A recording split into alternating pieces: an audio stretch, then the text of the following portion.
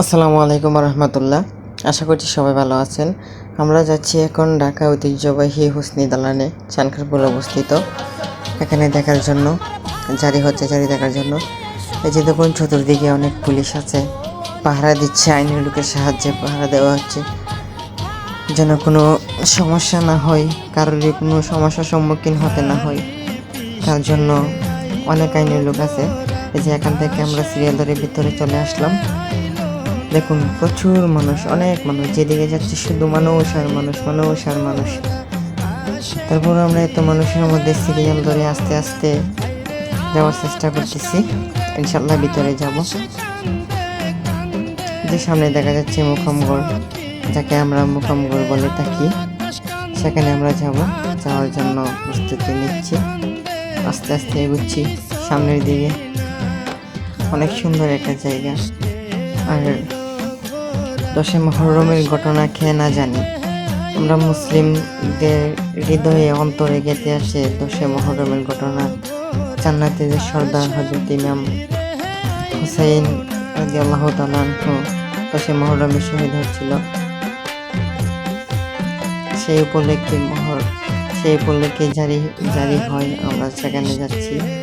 এখানে হচ্ছে প্রবেশ পথ, যার মাধ্যমে আমরা ভিতরে যাওয়ার চেষ্টা করতেছি। অনেক বড় সিরিয়াল। এখন আমরা অনেকক্ষণ ধরে দাঁড়িয়ে আছি, অল্প অল্প করে এগুচ্ছি। যেদিকে যাচ্ছি শুধু মানুষ আর মানুষ, মানুষ আর মানুষ। সবাই একটু দেখতে থাকুন। সামনে আরো খুব সুন্দর একটি জায়গা আছে, খুব ভালো লাগবে, অনেক ভালো লাগছে। কিন্তু যখনই মনে হয় মর্মান্তিক ঘটনার কথা, তখন তো আর নিজেকে সামলে রাখা যায় না।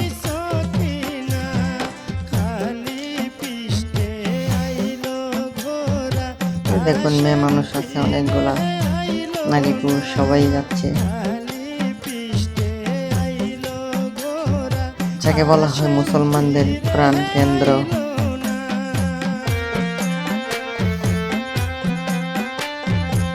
অবশেষে আমরা জায়গা মতো পৌঁছাতে পারলাম। তারই মধ্যে কিছু দেখছি ভিডিও। যদি ভালো লাগে সবাই অবশ্যই দেখে যাবেন। যদি ভালো লাগে তাহলে কমেন্ট করে যাবেন। শত তীরের ঘাই খাইয়া কান্দে হুসেন মা বলি।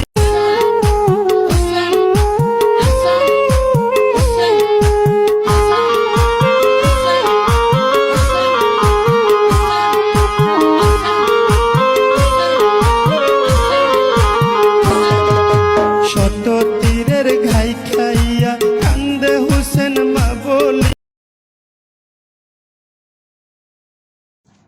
আমরা এখন চলে যাওয়ার জন্য বের হচ্ছি ভেতর থেকে।